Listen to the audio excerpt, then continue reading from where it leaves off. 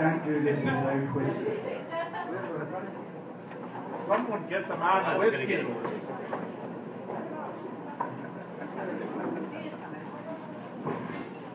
Never mind. No. I can't see that. See that? Rip it from his arm. Until we can get you another one. Never mind. Show us your truth, Jack.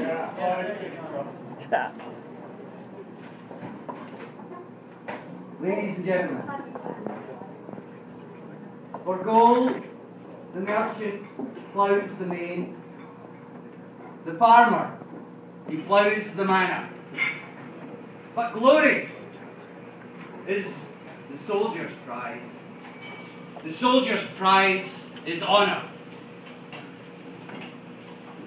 The brave, poor soldier never despise, nor count him as a stranger. Remember, he's his country's stay in day and hour of danger. Ladies and gentlemen, if we could be upstanding for our members of our armed services, I give you our troops.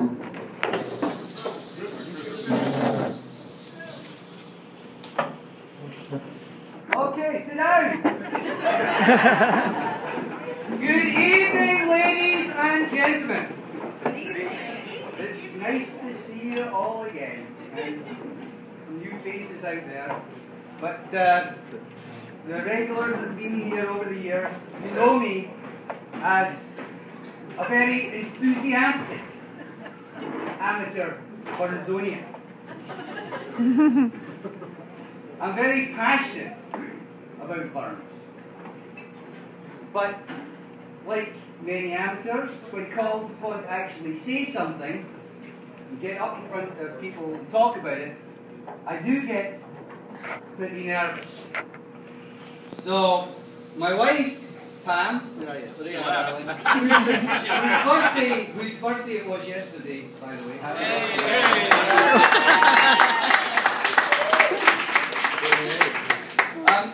She actually gave me some advice on this matter just this morning. Told you did not do it. Every year, but yeah.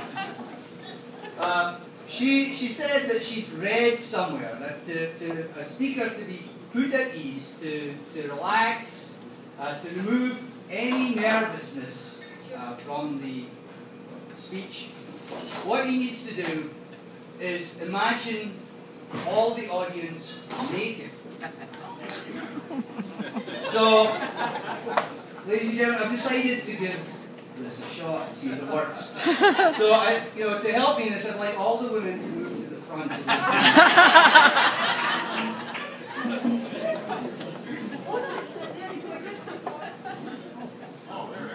Oh, whiskey! Soul plays and pranks, accept a bardy's grateful thanks. When wanting thee, what tuneless cranks are my pure verses? Thou comes, they rattle in their ranks at others' arses. So, with a glass in my hand, I'd like to let Ravi help further lubricate the tonsils of myself and the audience here for the evening with another toast. Friendship makes us mere happy. Friendship gives us our delight. Friendship consecrates the drappy. Friendship brings us here tonight. Ladies and gentlemen, I give you friendship. Friendship.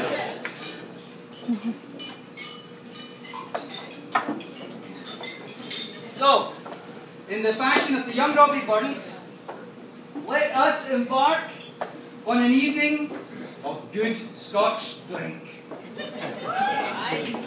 Let other poets raise a fracas about vines and wines and drunken Bacchus and crabbed names and stories rack us and greet out lugs. I sing the Huse Scotch bairn can mak us in glass or jug. O thou my muse, good old Scotch drink. A toast, ladies and gentlemen, another toast to good Scotch whiskey. Keep going, Jake. You got 2 more hours. So, Colm, Andy and I, we were sitting down planning this thing, and we were particularly excited about this year's supper. Not only because it was once again the 10th anniversary, but also because this year we had the prospect, the possibility of securing an internationally renowned artist to come along tonight to do the Immortal Memory. This gentleman is a member of a Scottish tenor group called Caledons, and he was coming over to perform at another Burns supper in Chicago. Charlie Gonzalez here was one of the key men at that supper, and he was helping us get in contact with Alan and trying to get him over to Markers. As I say, we were pretty stoked about the prospects as this guy would have knocked your socks off. Unfortunately, not to be. It turns out that Alan is doing 19 Burns suppers this year. He flew in on Saturday afternoon, performed Saturday evening, and left Sunday morning. That is a professional. So, here before you, you see your trusty stand-in this evening. But, ladies and gentlemen, I must report, all is not lost. Because I attended the supper and I took some notes.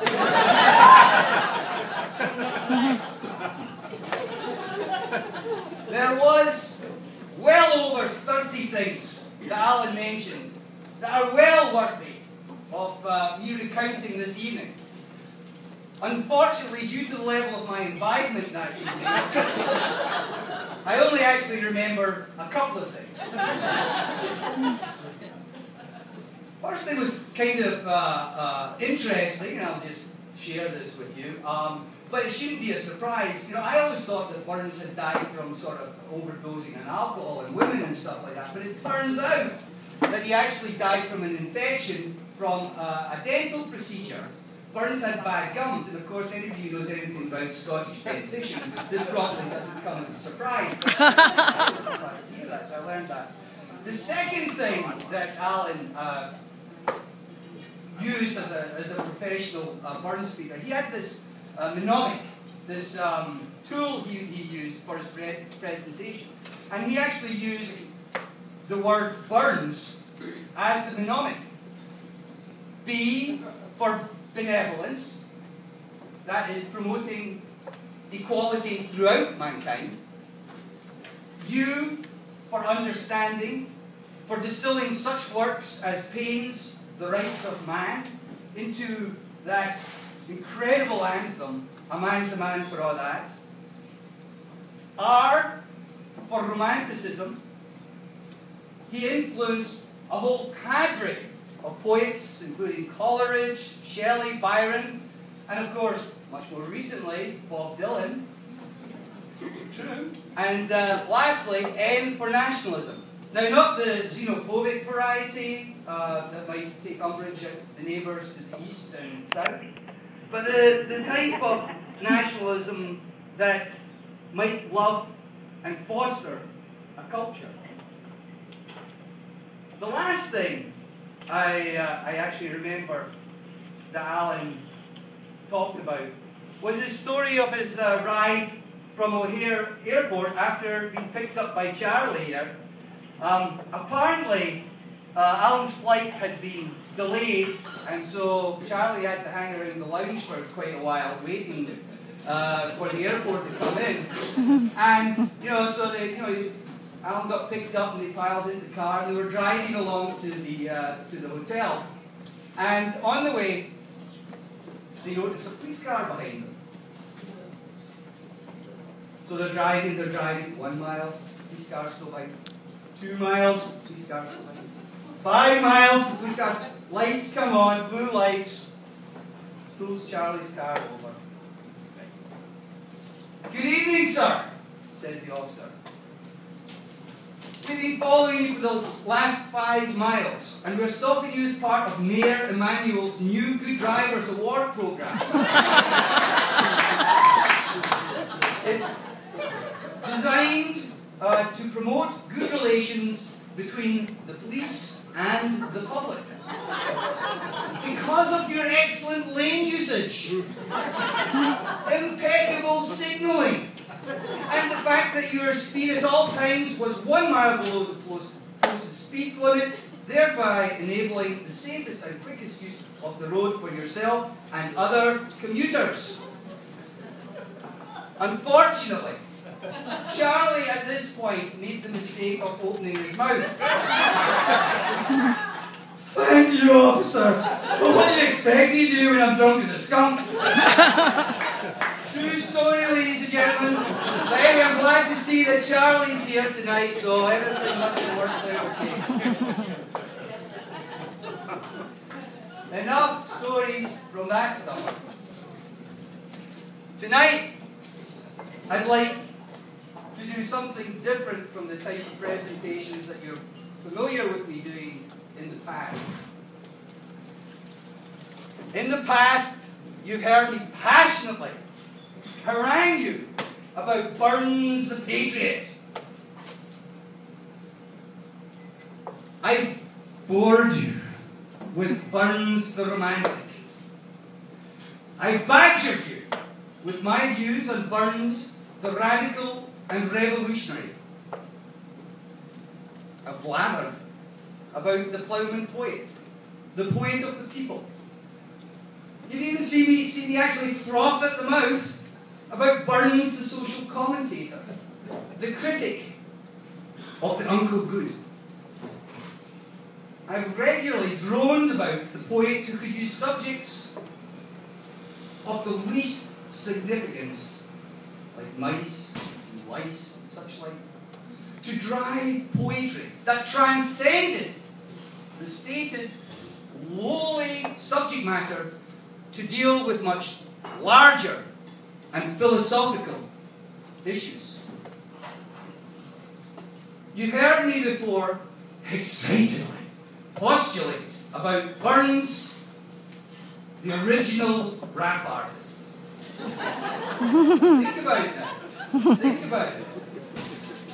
The artist who used his native dialect, just like modern rap artists do, to drive his poetry with supercharged power when he deemed it appropriate, and yet could just as easily write in the very best English. And of course, no rant of mine was ever complete without my own personal favourite, the Burns who was the poet of the Scottish Enlightenment, and how that movement influenced the founding fathers of these United States. But, ladies and gentlemen, such rants and cants were of yesterday.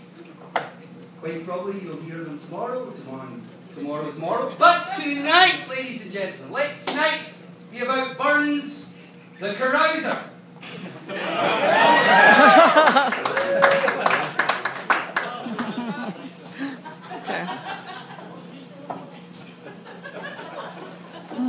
The Burns, ladies and gentlemen, who I actually just read this morning, is about to be portrayed in a new movie starring Gerard Butler as Rabbie in what is being described as a Scottish Shakespeare in love. It's true.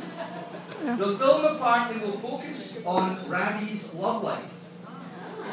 It's going to be a double X, I think. An hour's long. Now, ladies and gentlemen, this side of Burns has long been ignored. It's true, it's been long ignored. This side of Burns is somehow, I feel, particularly pertinent to this supper, because it is a Burns that I know Gwen sailed was interesting.